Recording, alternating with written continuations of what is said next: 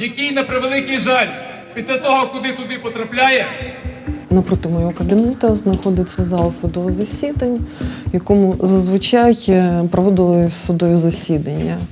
Тепер 2,5 роки, навіть уже більше. Повноваження не здійснюємо, проте кожен день приходжу на роботу. Larysa Golnyk's trouble started 3 years ago when a corruption case against the city mayor landed in her courtroom. Oleksandr Mamai had been accused of helping a relative acquire city land. Та ні, сюди не хочу. After he was charged, he did what often happens in Ukraine.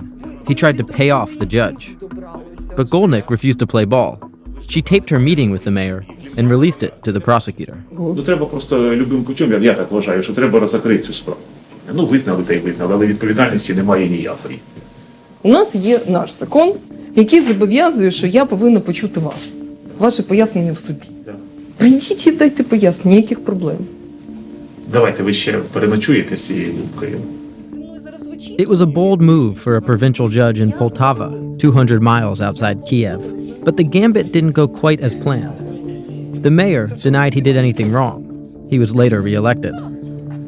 And then she said she was sent a message for her whistleblowing, attacked as she and her husband walked home. Напали двоє в чорному, в такому в темному одязі, з капюшони, прикрите обличчя. І в руках у них були щось таке, як нагадую, палиці, дуби, кійки. Але от реально, якби мене чоловік не зустрічав з роботи, мабуть, мене б вбили. Golnyk was one of many Ukrainians who'd been filled with hope in 2014 when a pro-EU, youth-driven popular uprising forced out the country's corrupt and aging government.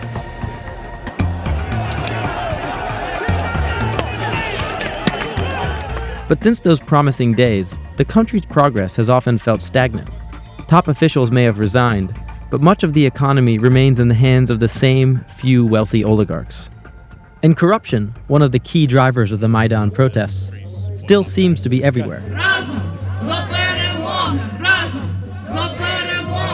In recent weeks, that's led some Ukrainians back onto the streets and rallying to the call of an unlikely leader, Mikhail Saakashvili, the former president of Georgia who's been convicted of corruption charges in his home country, but has remade himself here as a populist rabble-rouser.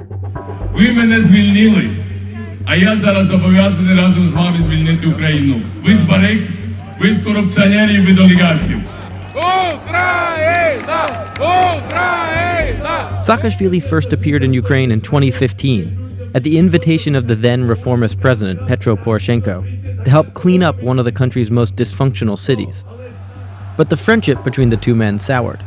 И сейчас голос свободы с улицы, с главной улицы Украины. И этот голос обязательно заглушит брехню Порошенко, подлость Порошенко. Now, disenchanted and stripped of his honorary citizenship, he leads almost weekly protests in Kiev's Independence Square, home of the original revolution. Misha, what are you trying to accomplish here? Well, we are trying to do an anti-oligarchy revolution. After this one, he tried to lead protesters to take over the October Palace, a nearby city building. The police were there in force.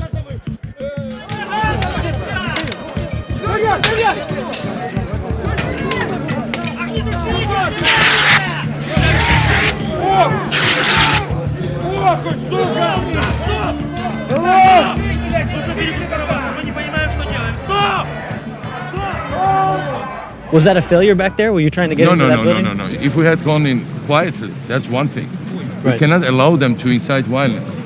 And they basically are ready to war violence. And violence, this is not our style. Right. If we see violence, we just back off. We just don't go with violence against violence. So now you're pulling back now because of that? Yes, because it was like absolutely peaceful intention to hold another meeting there. The protest was a strategic disaster for Saakashvili, and it captured perfectly the awkwardness of his role. Both outsider and insider, he has a keen sense of the frustrations of a certain part of the country, and yet the support of only a tiny fraction, 2% by one recent poll. Much of the traditional opposition shuns his approach. I would disagree with Mr. Saakashvili. All revolutions, they are a moment of inspiration, but you'll get sober one day, right? Svetlana Zaleschuk was a protester during Maidan, who now serves in the parliament as one of its youngest members. Is Ukraine in a crisis now over corruption? Good question. Crisis. Yes, I think so. I believe during the last 3 years we adopted more positive and progressive legislation that we've done for the previous 23 years. But the problem is really that many of them are still remain policies, laws, which is not necessarily practice and culture. How does the next round of changes happen? Does it come from in here in the parliament, or does it come from the people in the tents on the street? We overdid a little bit with revolutions. And we need evolution because revolutions have too many sacrifices, too many losses. Saakashvili calls this naive. They've been trying to achieve something, and it's hard to admit that we had initial successes, but now we're failing. And it's hard to now acknowledge that, well, whatever we did just went into the sand. It's not there anymore. Are you the right person to do this? I mean, you're not Ukrainian. No, I'm not. I'm definitely not the only right person to do it, and I'm not the main right person to do it, for simple reasons. I've not been born here. I've heavily invested emotion in this country. Yes, we need Ukrainian leaders, and I'm desperately looking for them. Other people in the opposition, I think they would agree with your diagnosis, but they don't agree that taking to the streets, having another revolution is the right response. Well, otherwise we have to resign ourselves to the idea that Ukraine will fail and it will disintegrate. Larysa Golnyk continues to wait as a series of lawsuits plays out. She thinks a little more patience is what's needed now. Has nothing changed since 2014? Дещо змінилося, і дуже повільно, але змінилося. Розумію, що революції не завжди можуть вирішити ті проблеми, які існують.